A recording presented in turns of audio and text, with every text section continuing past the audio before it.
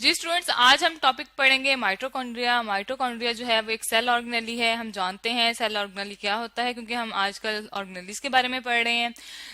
Cell का वो part जो कि इंडिविजुअली एक फंक्शन परफॉर्म करता है उसे हम सेल ऑर्गेनेली कहते हैं। जिस तरह हमारी बॉडी के पार्ट्स हैं और वो एक स्पेसिफिक फंक्शन परफॉर्म करते हैं, इसी तरह जो सेल के छोटे छोटे पार्ट्स होते हैं उनको हम सेल ऑर्गेनेली कहते हैं।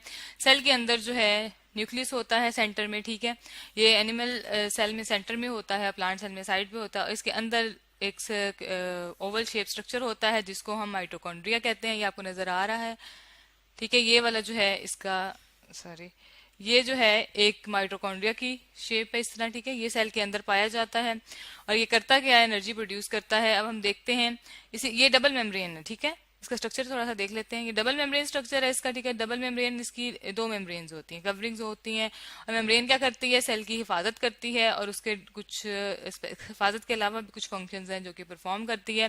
फर्स्ट ऑफ ऑल हम इसका स्ट्रक्चर देख लेते हैं। मैं आपको एक डायग्राम दिखाती हूँ जिसके अंदर इसका स्ट्रक्चर आपको बिल्कुल क्लियर हो जाएगा कि सेल के अंदर ये कहाँ प्रेजेंट है और ये कैसे काम करता है। ये हमारे पास एक सेल ऑर्गेनेली है जो कि है माइटोकॉन्ड्रिया, जिसे हम आज डिस्कस कर रहे हैं। और इसका जो स्ट्रक्चर है आपको सारा नजर आ रहा है। इसकी कुछ पार्ट्स हैं, हम उनको वन बाय वन देख लेते हैं, ठीक है। मैं यहाँ आपको लेबल भी कर देती हूँ। फर्स्ट ऑफ ऑल हम देखेंगे आउटर मेम्ब्रेन को, जो उसकी बाहर कवरिंग होती है, ठीक है। ये बाहर वाली कवरिंग जो है इसको हम 1 लिख लेते हैं, ठीक है। सेकंड नंबर पे हमारे पास इनर मेम्ब्रेन आ जाती है, ये वाली इनर मेम्ब्रेन है, ठीक है। और ये हमारे पास थर्ड पे इसके पास हमारे पास क्रिस्टी आ जाती है, ठीक है। फोर्थ पार्ट इसका जो होता है इंटरमेम्ब्रेन स्पेसिस होती हैं। और डीएनए और राइबोसोम इसका यूनिक करैक्टर है, हम इसको यहाँ लिख लेते हैं, ठीक है। फर्स्ट ऑफ ऑल इसके पास क्या मौजूद है जी, इसके पास है आउटर मेम्ब्रेन। आउटर मेम्ब्रेन क्या करती है, इसकी अंदर वाले चीजों की हिफाजत करती है, ठीक है, प्रोटेक्शन करती है और इसको शेप भी देती है, ठीक है। माइटोकॉन्ड्रिया को शेप देती है। अब सेकंड हमारे पास क्या आ जाएगा, सेकंड हमारे पास है जी इनर मेम्ब्रेन। अब इनर मेम्ब्रेन वो चीज होती है जो अंदर की तरफ होती है, इनर अंदर वाली साइड को कहते हैं। जो अंदर वाली साइड पे मेम्ब्रेन है वो थोड़ी सी फोल्ड हुई हुई है, ये आपको नजर आ रही है इनर मेम्ब्रेन, और ये फोल्डिंग हुई हुई है, इसकी ये कर्व नजर आ रहे हैं। इसके बाद इसका जो थर्ड पार्ट है वो है, हमने लिखा हुआ है वहां भी लेबल किया हुआ है क्रिस्टी, ठीक है। क्रिस्टी जो इसका कर्व है ना, इसको हम क्रिस्टी कहते हैं। ये क्रिस्टी होती है और इसके अंदर ये कर्व फिंगर लाइक स्ट्रक्चर बनती है, इसको हम क्रिस्टी कहते हैं। और इस यहाँ पे रिएक्शंस हो रहे होते हैं जहाँ पे एनर्जी प्रोड्यूस होती है। इसके बाद हमारे पास जो इसका अगला पार्ट आता है जो कि इसका थोड़ा सा डिफरेंट, आई मीन वो तो हर स्पेसिस जो होती हैं वो इसके दरमियान में होती हैं।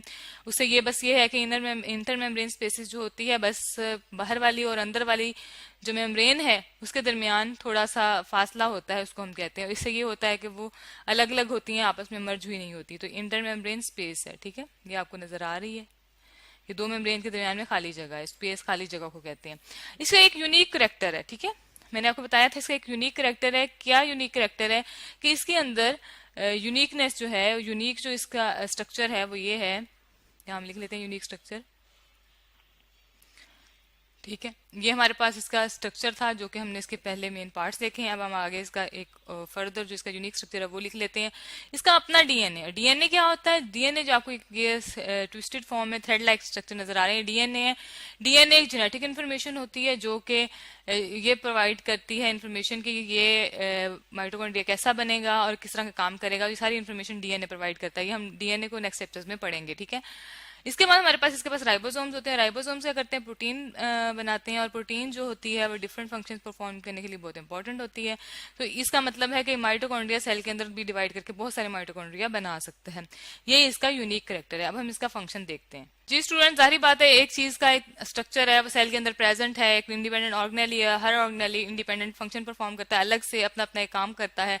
इस तरह इसका भी एक फंक्शन है, इसको हम एनर्जी प्रोडक्शन का इसका काम है, ठीक है जी। इसको हम पावर हाउस कहते हैं एनर्जी प्रोडक्शन की वजह से, ठीक है। एनर्जी प्रोडक्शन करता है इसलिए इसको हम पावर हाउस भी कहते हैं। पावर हाउस कौन सी जगह होती है, जहां पर एनर्जी प्रोड्यूस की जाती है, ठीक है।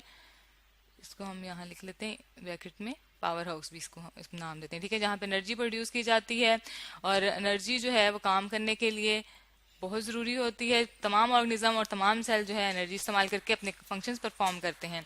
जो इसके अंदर रिएक्शन हो रहा होता है उसे हम एरोबिक एरोबिक रेस्पिरेशन कहते हैं, ठीक है, जिसकी वजह से हमारे पास एनर्जी आती है।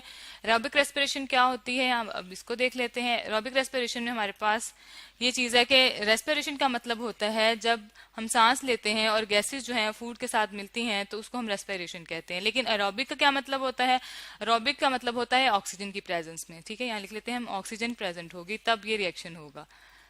और रेस्पिरेशन आपको मैंने बताया कि जो ऑक्सीजन या कोई भी ऑक्सीजन जो है, सॉरी, जब ऑक्सीजन जो है वो जाके फूड के साथ मिलेगी तो वो एरोबिक रेस्पिरेशन होगी। जो ऑक्सीजन की मौजूदगी में होगी उसको हम कहते हैं एरोबिक रेस्पिरेशन।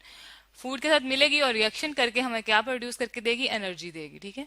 और ये एनर्जी किस लिए इस्तेमाल होगी, तमाम ऑर्गेनिज्म, तमाम जानदार काम करने के लिए जो एनर्जी लेते हैं वो फूड से लेते हैं। और फूड जो है वो एक किस तरह डाइजेस्ट होती है एरोबिक रेस्पिरेशन के थ्रू, वो हमें एनर्जी प्रोवाइड करती है। और ये सारा प्रोसेस कहाँ हो रहा होता है, ये सारा प्रोसेस माइटोकॉन्ड्रिया में हो रहा होता है, जैसा कि हमने उसका स्ट्रक्चर भी देखा है और अब हमने उसका फंक्शन भी पढ़ लिया है।